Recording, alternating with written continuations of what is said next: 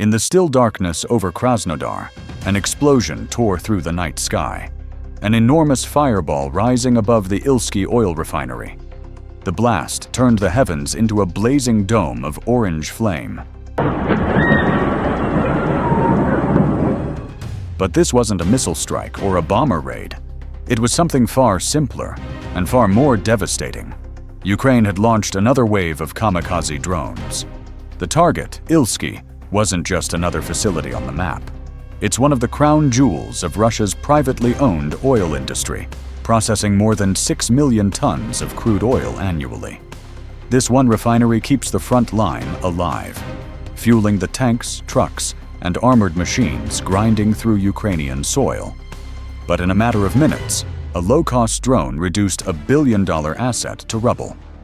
3 massive storage tanks ignited. Critical hydrocracking systems collapsed in flames.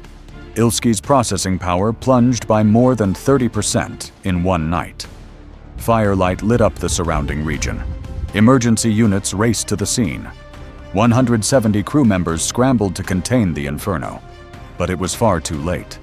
The damage had already carved itself into Russia's warfighting core. This was no random strike. It was a direct blow to the heart of Russia's logistical network. One drone, costing just $100,000, obliterated a system worth hundreds of millions. One strike severed a key artery delivering fuel to the front. The aftermath was immediate and paralyzing. Roughly 700 of the 1,400 tanker trucks Russia depends on daily were left stranded. With Ilski offline, fuel had to be diverted from refineries up to 400 kilometers away. That meant longer travel times, more fuel consumed to deliver fuel, and a spike in manpower demands, all while increasing vulnerability at every stage of the route. Those extra kilometers aren't just a matter of time. They represent exposure to more drones, to surveillance from above, to sabotage from within. Every added mile becomes a new opportunity for Ukraine to disrupt, destroy, delay. Each convoy transforms into a high-risk mission requiring escorts, decoys, and planning that stretches Russian supply lines to the breaking point. This isn't shock-and-awe warfare. This is slow, targeted, systemic exhaustion. Ukraine isn't trying to overpower Russia. It's draining it, one drone at a time. Russia's operational rhythm, its ability to move forces, deliver supplies, and maintain momentum, has been steadily unraveling. Not through sheer destruction, but through precise, calculated attrition. Ukraine has embraced the doctrine of asymmetric disruption. It doesn't need to match tanks or aircraft. It just needs to hit the pressure points. With smart targeting and cost-effective tools, Ukraine is proving that a $100,000 drone can rival the impact of a $10 million missile. And they're doing it again and again. In just this year, 2025, these drone raids have wiped out nearly 15% of Russia's diesel refining output. High-sulfur fuel oil exports have taken an even steeper hit, dropping by nearly 20%. Each attack builds on the last. Each facility taken offline shifts the burden onto another. When Russia repairs one node, several others fall into disrepair. Ilski wasn't an isolated success. It was a piece in a long chain reaction. The Kremlin can no longer predict where the next hit will fall. It is stuck reacting, always chasing Ukraine's next move. This domino effect is rippling into Russia's financial core. The Ministry of Finance recently disclosed a shortfall of 1.2 trillion rubles in energy tax revenues, just within the first half of the year. That's roughly $13 billion in lost income, money that was supposed to fuel tanks, fund pensions, prop up the ruble, and subsidize the war economy. The international financial sector has taken note. Reinsurers are backing out. Risk premiums on fuel infrastructure have soared. State-owned oil giants are now being forced to self-insure, absorbing liabilities they can't afford. It's no longer about one refinery. A single drone strike can now undermine entire corporate portfolios.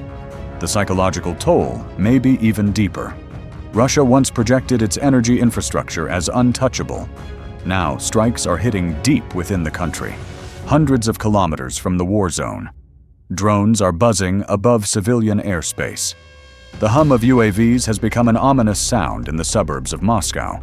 People are lining up at fuel stations. Panic buying is spreading. Farmers in remote regions are hoarding diesel. Confidence in stability is cracking. Russia's image of power is beginning to erode, not with tanks, but with tremors of uncertainty. Money is fleeing. Billionaires are moving assets offshore. The ruble is weakening. Prices are climbing, and markets are pulling back. Russia's economic architecture is now under siege. Domestic bond demand has plunged by 40%. Interest rates hover around 15.5% as borrowing costs spike and trust in Kremlin fiscal leadership crumbles. Behind closed doors, even top officials are conceding the truth. At the St. Petersburg Finance Forum, Economic Development Minister Maxim Reshetnikov admitted, "We may be entering stagnation." And Central Bank Governor Elvira Nabiullina echoed the concern, acknowledging that recent growth relied on exhausted labor pools. What's left isn't resilience, it's depletion. The illusion of strength is being held together by triage and desperation. Government spending is now a brutal trade-off. Support the war or support the people, because it can't be both. The 2025 defense budget has swollen to 13.1 trillion rubles, over 6% of GDP. These are levels not seen since the Soviet era, but without the industrial base of the Soviet Union to back them. Universities are becoming recruitment centers. Engineers are being redirected to defense factories. Medical graduates are being sent to logistics battalions. The civilian workforce is being weaponized, and it's cracking under the weight. Sanctions are choking the flow of critical imports. Russia's military industry is scavenging for parts, relying on black market chips, salvaged components, and decades-old machines. Breakdowns are now routine. Tanks are overheating. Drones are crashing mid-flight. Armored vehicles are rolling off lines with substandard plating. The pressure is compounding, and it all traces back to strikes like the one on Ilski. That refinery wasn't just a fuel depot. It was a central hub. Crude oil went in. Battlefield momentum came out. Taking it offline struck at the chain connecting oil to artillery. And every consequence spirals outward.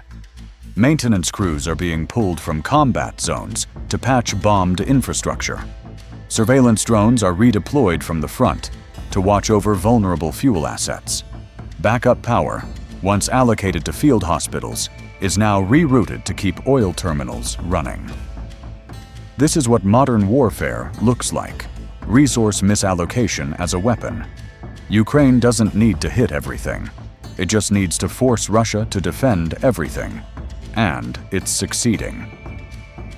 Meanwhile, Ukraine's intelligence network is refining its aim. Satellite imagery, intercepted communications, and real-time drone footage feed into a comprehensive picture of Russia's supply grid. Every strike reveals something new: enemy movements, reaction times, vulnerabilities. Each attack improves the next. This is war in the data age. It's being waged not just on front lines, but in command centers, pipelines, and bond markets. The drone is only the trigger. The real weapon is disruption. Ilski was a warning shot. Warning. A drone worth $100,000 may have inflicted over $1 billion in damage. And that's just one. Multiply that by a dozen more, and you see the outline of a collapsing war economy. Russia must now harden every refinery, every pipeline, every terminal, with soldiers, sensors, and countermeasures. The cost of defense multiplies.